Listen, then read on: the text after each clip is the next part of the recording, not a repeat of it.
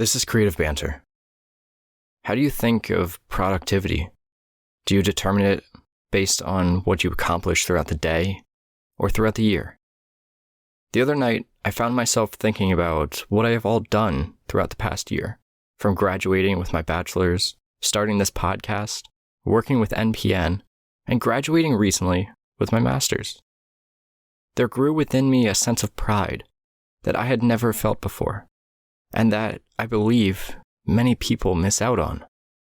We focus so heavily on our daily accomplishments and overnight success stories that we often miss the simple fact that success takes decades, not days. Ben and I dive headfirst into this topic, but first, we discuss print pairs and folios. Let's get right to it.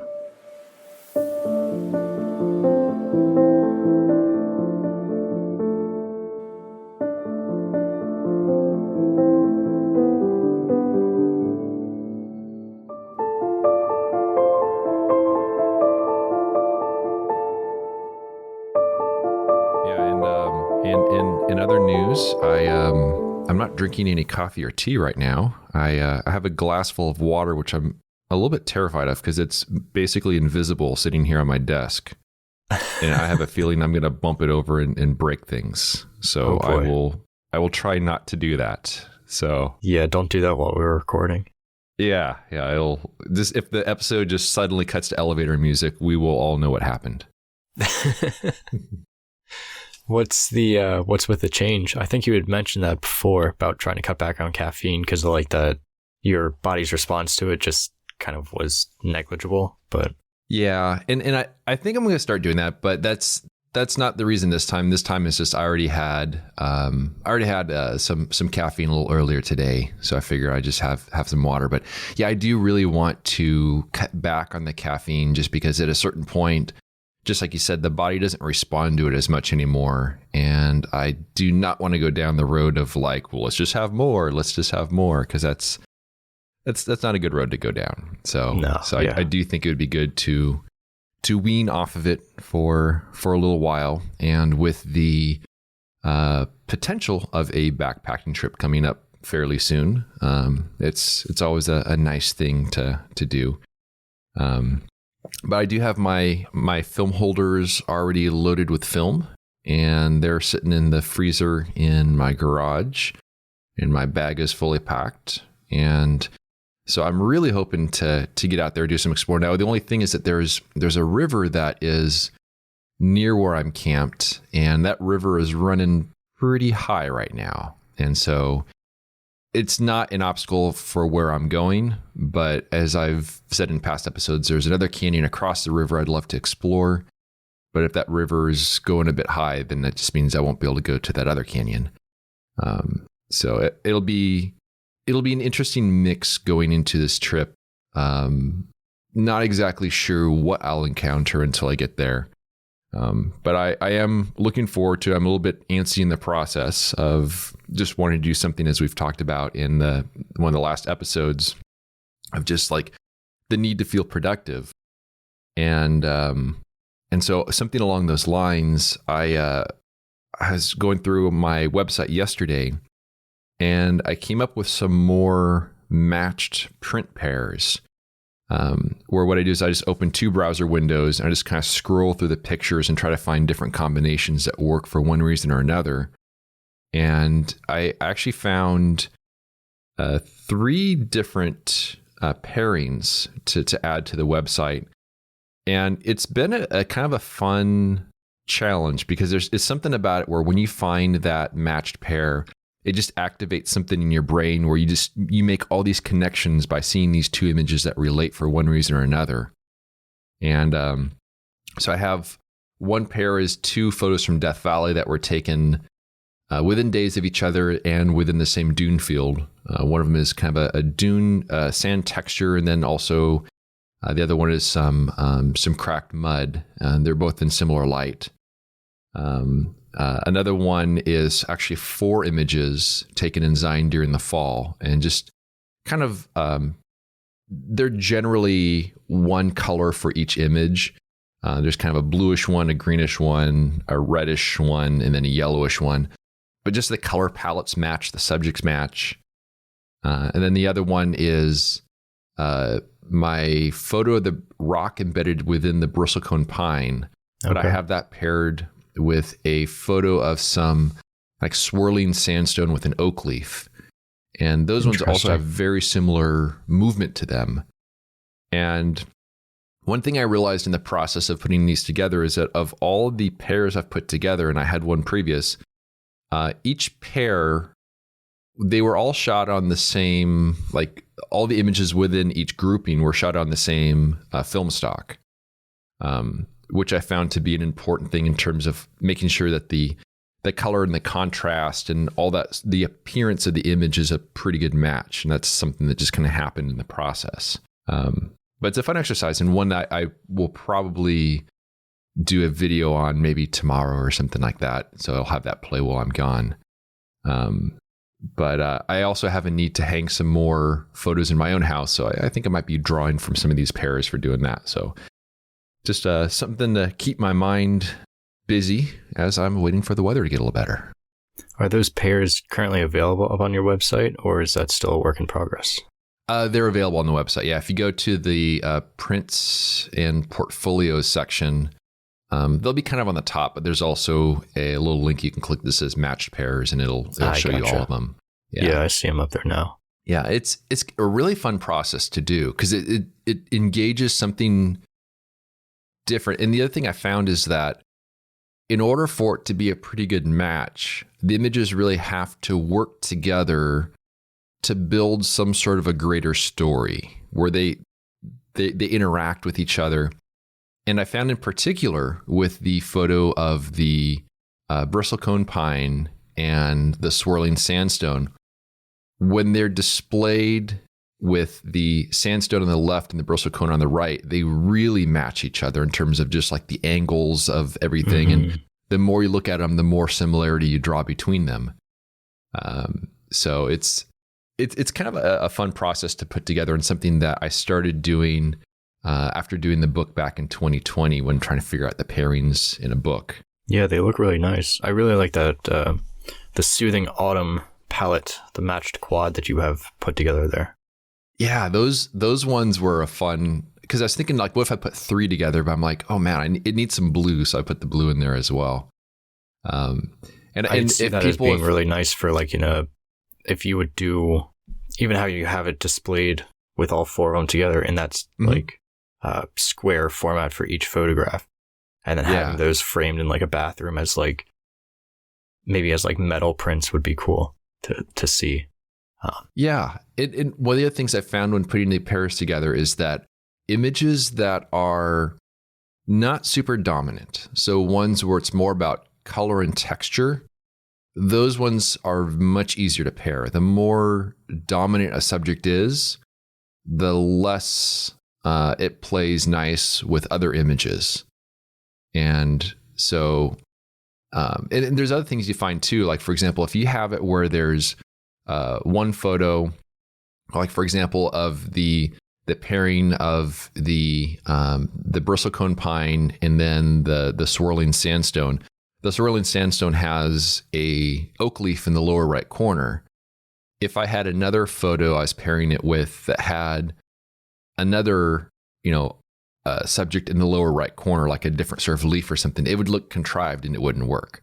Right. Or if it was another leaf in the other photo, but it was in the middle, again, it wouldn't work. You have to have sort of different, there's so many different aspects at play in order to find something that works really nice with the 2 images where they play off of each other.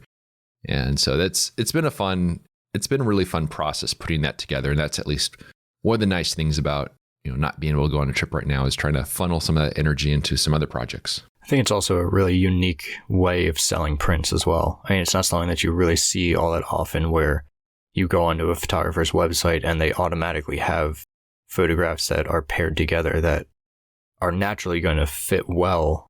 And it can make a patron's job easier of like, oh, well, I have space for 2 photographs. Well, then I'll just get Winter's Path and Fractured Exactly. as my pair. Yeah. And in that particular combo, which is the first one I put together, I don't have the numbers in front of me right now. It's not like I sell a ton of them, but that because of that particular pairing, the Fractured photo, the orange sandstone, that's the one of the prints I've sold the most of, because some people have bought that on its own, but also people have bought that in the pairing. And so it's kind of cool to see that is something that also, helps to sell the prints. But I'll say that one of the main reasons I did that was just because when I was trying to put some prints up in my own house, and I have all these images to draw from, I'm like, oh man, this is not as easy as one would think. We have room for 3 pictures on the wall. We have room for 2 pictures on the wall. Let's find 2 pictures, and trying to find something that matches with the look of the room as well as the pictures that don't fight each other. Yeah. So it has resulted in some of the prints, selling pretty well, which is a pretty cool thing as well. That's why I shoot black and white too. It just provides natural cohesion throughout everything. It's not going to fight your decor. It's not going to fight each other. They all go together nicely. It's great. Yeah, that's definitely something I'm a little envious of, because things just pair together so much easier that way. But at the same time, black and white doesn't seem to sell as well. Like, for some reason, its color still draws more people when it comes to even prints. Like, I don't know. I want to get back into thinking about how to go about print sales, and I might reach out to some local interior designers and start pushing that a little bit throughout this summer while I have the time. I've also been thinking, as we're talking here, a little bit more about that folio idea that I had. Yeah, tell me about that. Obviously, a lot of my work comes from my family's cabin up north, and I'll be leaving, I think, tomorrow morning for the long weekend, for the holiday weekend, to spend up there, go motorcycle riding, all of that. But obviously, I'm going to be bringing my camera, and I've been working on a project surrounding that cabin for about 4 years now, something like that. And I've been thinking more about like how I want to go about presenting these images. And I've thought about ebooks, and I've thought about, and it will eventually do a true monograph of this project. But the monograph especially is such a long-term goal, and I need a lot more photographs in order to make that work. So I was kind of thinking, well, what if I just take my 10 favorite photographs from the property and put it together as a folio? And I think that's something that I might do, in terms of like, I'd present it with a page in the very front that has the story of this project and like how it came to fruition, a little bit about the property and everything, the background of it. And then just present these 8 to 12 or however many photographs as like a little 8x10 or so prints. I think would be a really nice way of putting everything together and just having this project feel as though it is one more step in the right direction for it. And also making something tangible is quite rewarding in the process as well, which is something that we've discussed in the past. Exactly. I mean, I haven't done much printing. I made a print the other week before I left for student teaching, for my mentor teacher. There was a photograph of the road that he really loved. That's up from the property there. And so I figured, instead of giving him like a gift card or anything like that, I would just give him this framed print for him, for his classroom or for his house, whatever. Yeah, that's awesome. It made me miss printing in that process of like, okay, how can we make this print as solid as possible? So I think that would be a nice little summer project. I'll put together some folios and see where that takes me with it. Maybe do like a edition of, I don't know, 25 or 50 folios and go from there, see what happens.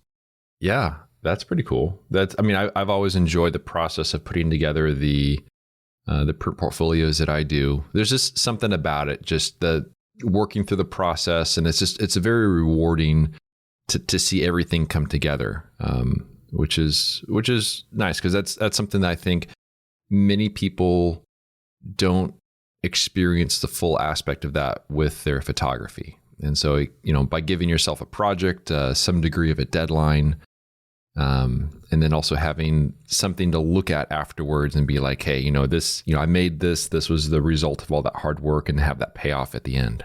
Yeah, exactly. How many images were you thinking you'd have for the folio? Yeah. Between 8 and 12. Okay. Yeah.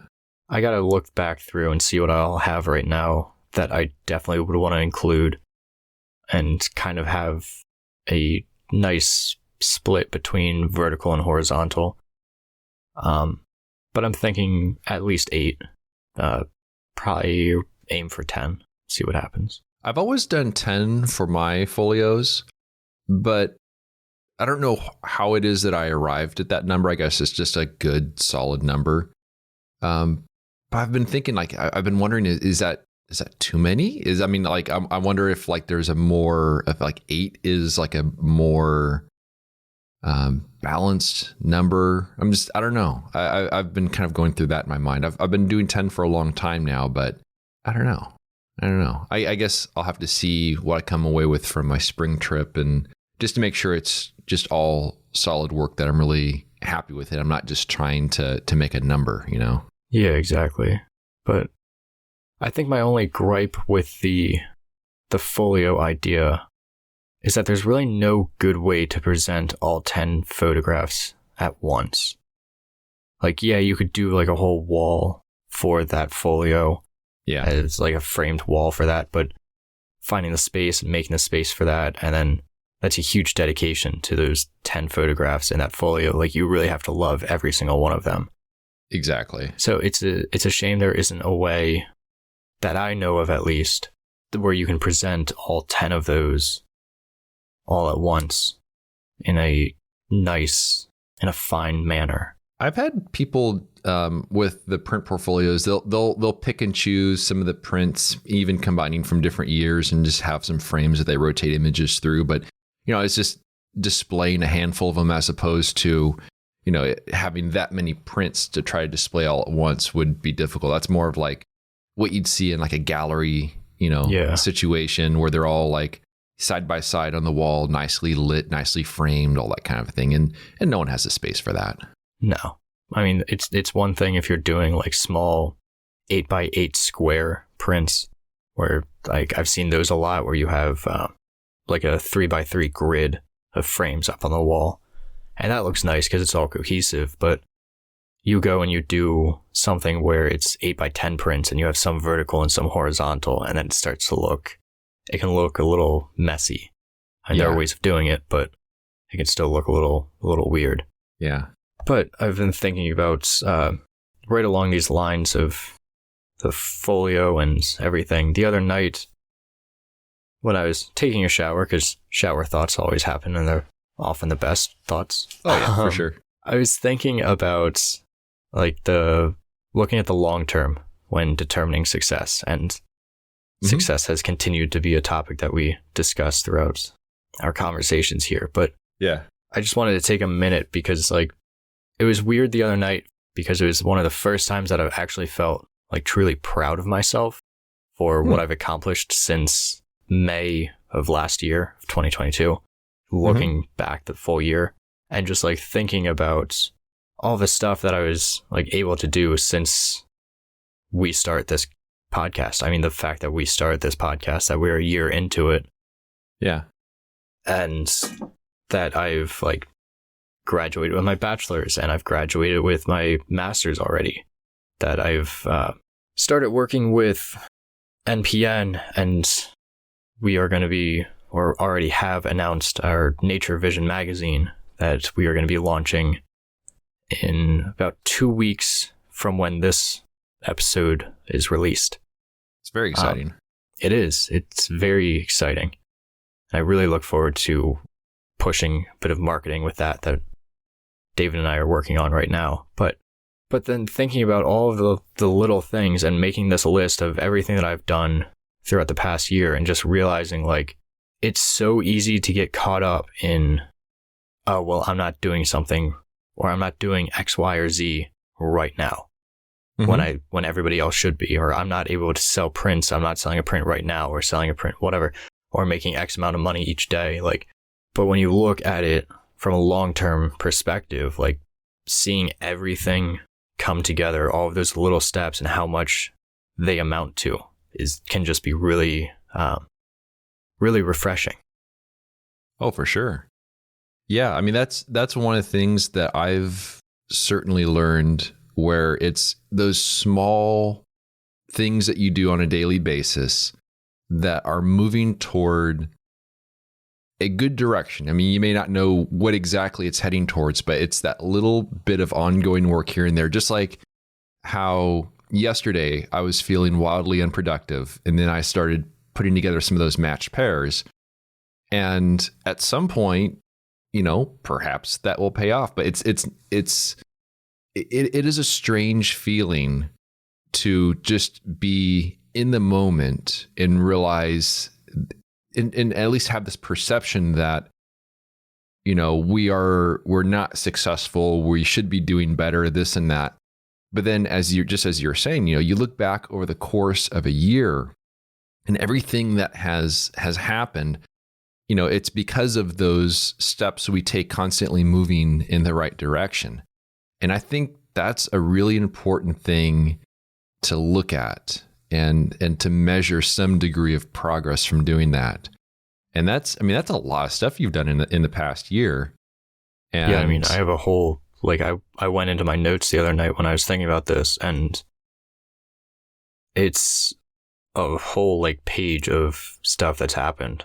I mean, like, yeah, just getting accepted into the master's program, graduating with my bachelor's, starting Creative Banter, working with David at NPN, beginning my coursework for my master's, camping overnight in hammocks for the first time, traveling to the Smokies. I mean, visiting Nashville and somewhat enjoying country music as much as I can't stand country music.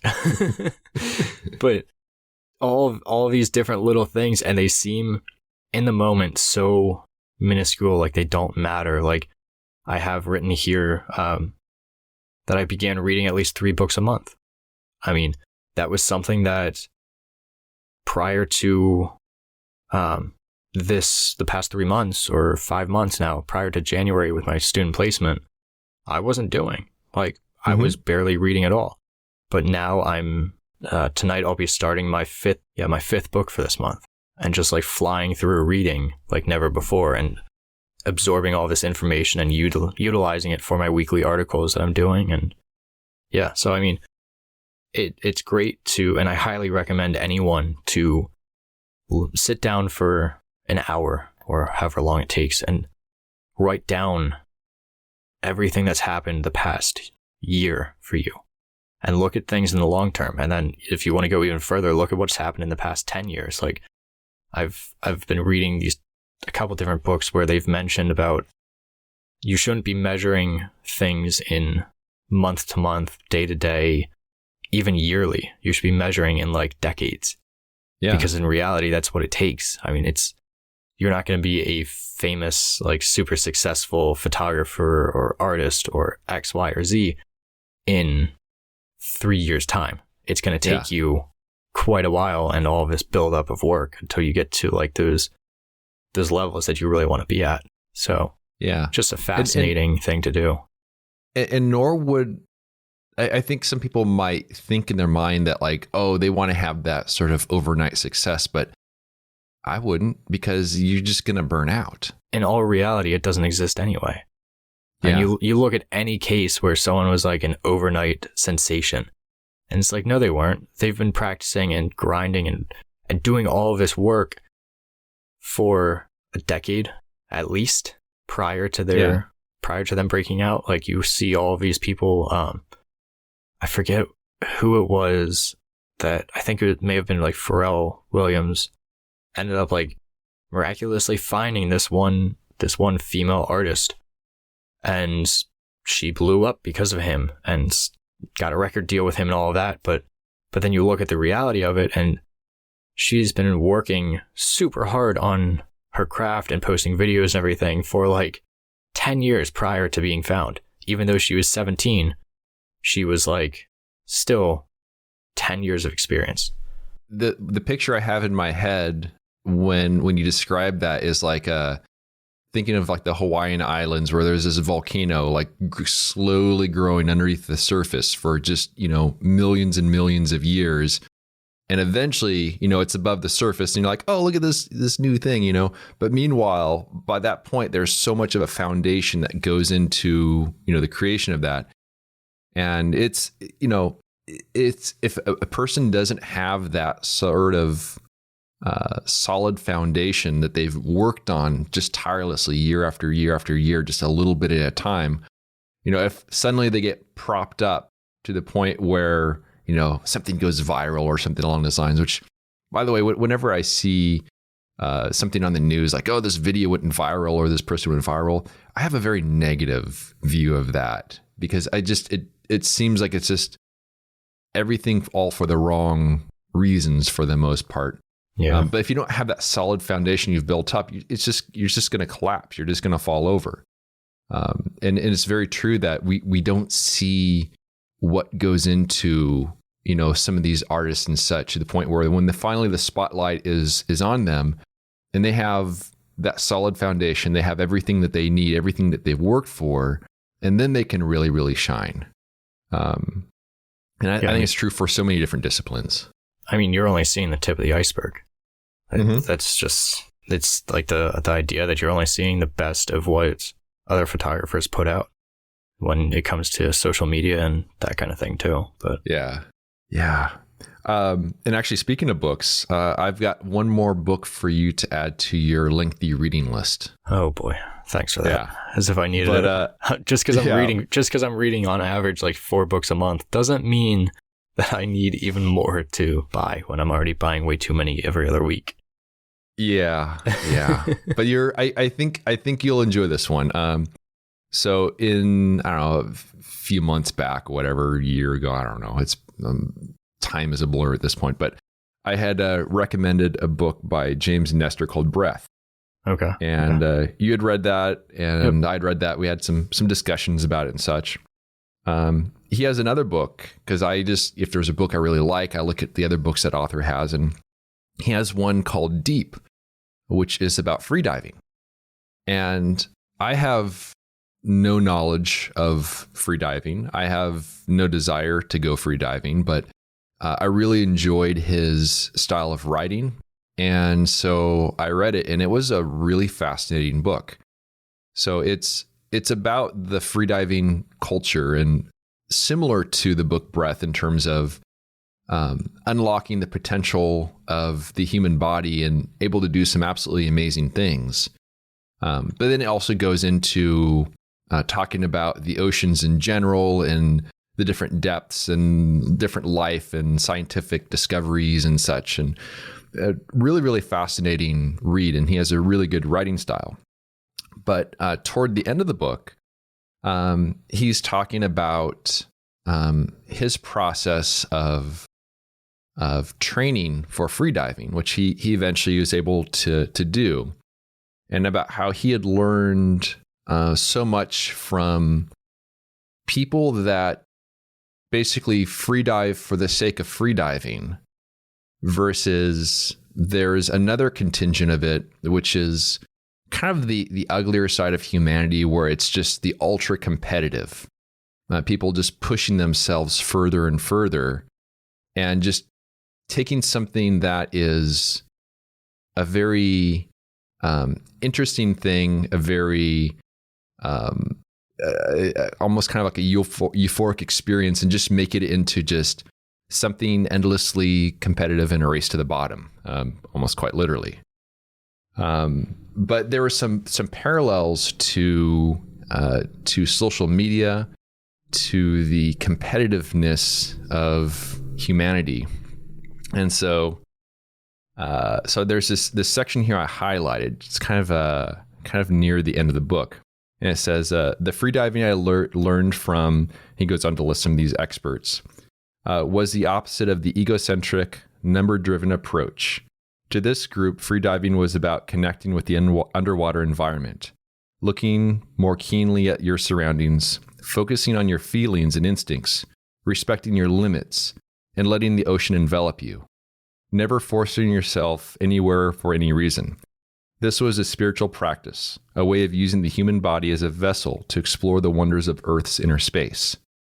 So I saw some parallels to landscape photography and to nature photography, and how people that go out there with that experience in mind versus the people that are trying to get, deeper and deeper and set records, which is kind of like the, stretching mountains to try to get likes on Instagram and stuff like that. Whereas that's a race to the bottom. There's just this different approach of being more at one with one's surroundings and being in it for the experience itself. So a really fascinating read. That topic ties directly in with what Simon and I were talking about in what'll be last week's episode when this goes live. The idea of, like you said, just becoming more one with the natural world around you. And just we were talking about like how so many photographers will go out into nature and they think that they need to produce something, some photograph.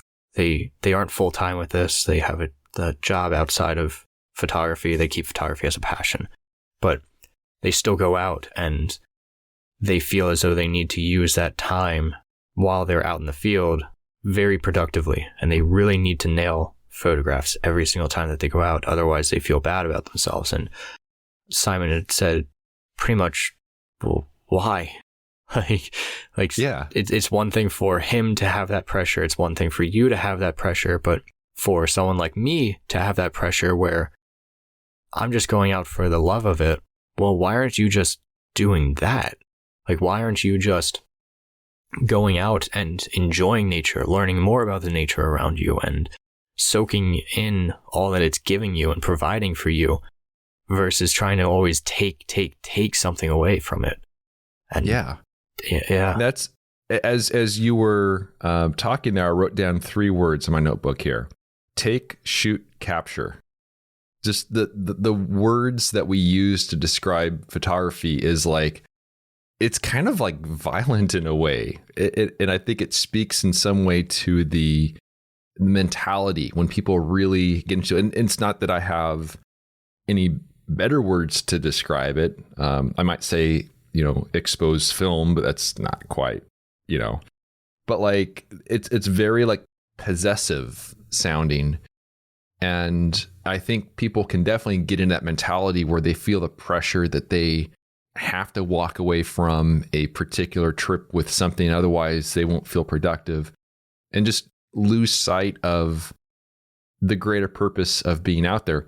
Like in the book Deep by James Nestor, there was people can fairly easily go down to, not easy as in like, oh, like you and I could do this, but like when people get into freediving, going down to about 300 feet on one breath is like a doable thing.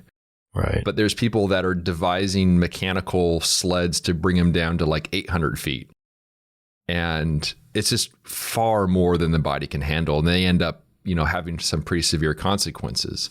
And I see some parallels between that and going out with this mentality of, if I don't get X photo, then this is a failure. And just completely missing out on the experience as a whole, and perhaps the opportunities that are readily available but are just being ignored because they have kind of their eyes on the prize, and it's just a different mentality. Yeah, I mean, I think of, I may have mentioned it before, but Cole Thompson had sent out an email, part of his newsletter a couple weeks ago, maybe like a month and a half ago. And he had said at one point that he had taken 4 photographs or 8 photographs, whatever, that he was happy with. And he was like, and because of that, I'm happy about the trip. And I'm thinking, why is that your reason for being happy about the trip and not the experiences that you had during it? Yeah. And I mean, we can recycle these conversations as often as we can, but it's such a shame that even people who've been doing this for a very long time and who a lot of people look up to still get caught up with that mentality of, I need to be productive, even if it doesn't ultimately mean anything, even if it's ultimately taking away from your enjoyment of the area, of the time outside, of the experience as a whole. And I think that now that I talk with you a little bit more about this, one thing that I've been doing with my weekly articles is I've been trying to be a bit thematic about it. So in May, I was writing about awareness. And so I'll have another one at the end of May here. And then, so it'll be 4 or 5 articles all about awareness and different points of it. And then the first Sunday, I think of June, I'm going to send out a newsletter that's going to be one long form essay that's talking all about awareness and bringing everything together that I've talked about on my website and linking to different resources and that kind of thing. But I think talking more about this for June, I'll be writing more about like productivity and these ideas that surround success and going along with terms of those, because it's something that it can really, really damage your mental health when it comes to this stuff, which is very important for me to talk about, I think. And yeah, it can be just terrible for when it comes to your passion around photography or anything that you do, really. I mean, if you're just sitting around and you feel as though with writing that if you're not writing 8 hours a day like Stephen King, then why are you even trying to be an author? Or like, if there are other ones, I was briefly reading another article about a writer who she was writing for like 22 hours a day. Like, yeah, sitting down, and it was very common for her to be at her desk writing for pretty much the entire day. And that's crazy. She was pushing out a ton of novels. I forget the exact numbers, but I'll throw the link to this article in the show notes for anyone who's interested. But just at the very minimum, 16 hours a day that she was sat at her desk writing and just churning out book after book after book. And yeah, this is great in terms of like feeling really productive and feeling good about yourself. But at the end of the day, like, I've got a life to live too, outside of photography, outside of my art. Like, if you're not going out and soaking in experiences and reading and taking in information from all around you, it's really difficult then to come up with novel ideas and to start putting things out into the world. Like, I can only imagine if you're writing, say, 40 books a year, you're publishing 40 books a year, those 40 books eventually are just going to be repeats of each other, because you're not able to get information in to recycle and to push out in your own words. Yeah, and I wonder what even is sort of the end game of that, because it's not a sustainable cycle. I mean, it's not. I mean, I can see if a person is working really hard on something because they have a particular goal in mind, whatever that may be. But at that point, when something gets that constant and that repetitive, where there's no cycle of taking time to enjoy the fruits of one's labor, I definitely don't understand that one. Just pulled up the article here just to double check myself on some things. It's by Cal Newport, and I've just finished reading his digital minimalism book that he had published a while back, along with Deep Work.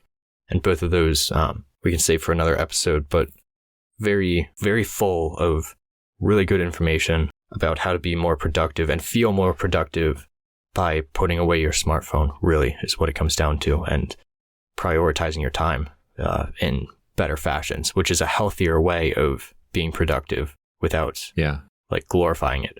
But he wrote about Danielle Steele, and it says she's one of the best-selling authors of all time. She's written more than 190 books that have cumulatively sold over 800 million copies. She publishes multiple times per year, often juggling up to 5 projects simultaneously. Unlike James Patterson, however, who also pushes out multiple books per year, Steele writes every word of every manuscript by herself. Then it goes on to say about how she pulls it off. She starts writing at 8:30 a.m. and will continue all day and into the night. It's not unusual for her to spend 20 to 22 hours at her desk. She eats one piece of toast for breakfast and nibbles on bittersweet chocolate bars for lunch. A sign in her office reads, "There are no miracles, there is only discipline." And it goes on to discuss a little bit more about this dynamic and as the title of the article says, the tragic appeal of overwork. That's a lot. Yeah. I mean, yeah, I don't understand that sort of, I mean, that goes, it's not a work ethic. I wouldn't call that a work ethic. That's just way overboard. And I don't know, man.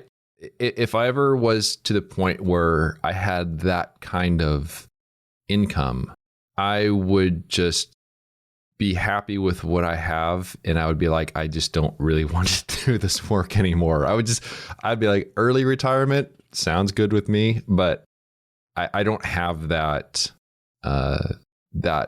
feeling that I have to, that I can't enjoy the fruit of the labor. I guess what it kind of comes down to. So are you saying that if you would get like say, I don't know, $100 million lottery, you would win? Yeah. Are you saying that you would stop photography altogether, or how would that change things for you? That you I would do photography, but I wouldn't. I most of the work that I do that is associated with it, I would not feel inclined to do anymore. Like I'd go out and take pictures like for myself, but you probably wouldn't see me on YouTube anymore. I mean, I don't know, maybe you would, but like all the stuff more of work that's associated with it, I probably just wouldn't be as inclined to do. I'd probably go out and take pictures and just skate a lot, and I'd be. See, I think you could say that now without having that money and without having that freedom, but that was something that was talked about with Cal Newport's digital minimalism. God, I can't say that word for the life of me.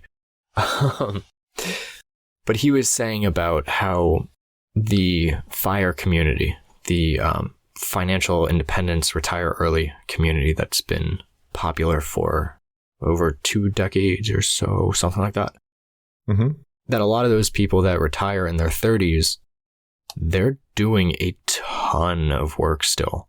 Like there's one example that I remember was someone who decided to buy with their husband a 30-acre property in Vermont, a ranch house essentially.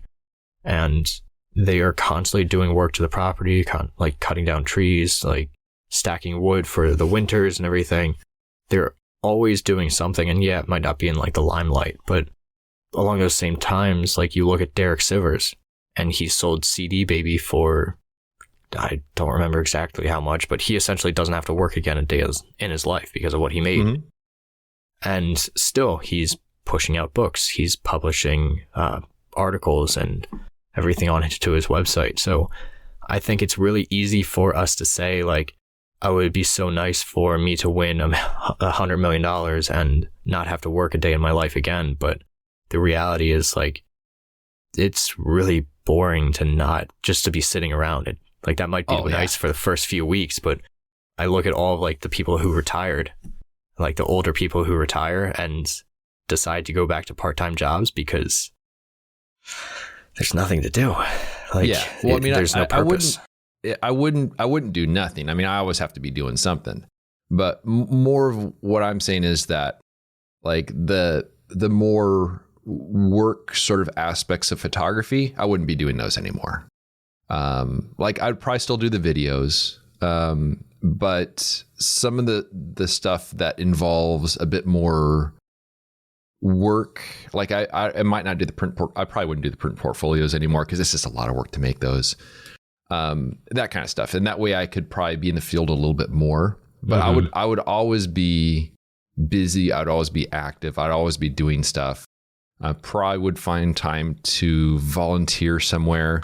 And also, I would very much be one of those secret millionaires where no one would know that I had money, just because I wouldn't want that to have any sort of influence on, like, it gets weird. Like if there's like, some guy walking down the street, he's got $100 million.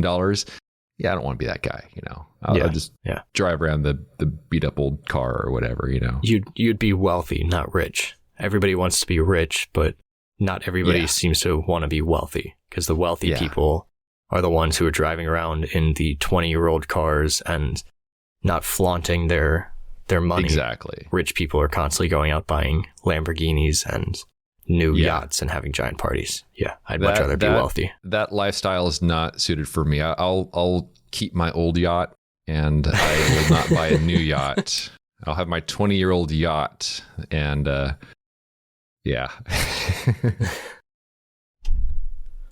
But yeah, I think, in all honesty, the way that I am living now in terms of just kind of doing what I enjoy, I think is what would more so be the case if that were ever to happen to me, which I don't have to worry about because I've never bought a lottery ticket in my life, because I'm good at math. Yeah, so, that's true.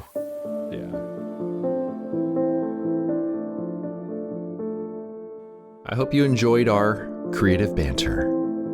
You can learn more about Cody's work by visiting his website, codyschultz.com. And you can find my work at benhorn.com. For further discussion, join us at patreon.com/creativebanter. It's a place where we can interact with you, the listener. And although we greatly appreciate those who contribute by joining a tier, discussions are open to everyone, whether you're a paying member or not. Thanks so much for listening, and we'll see you around next time.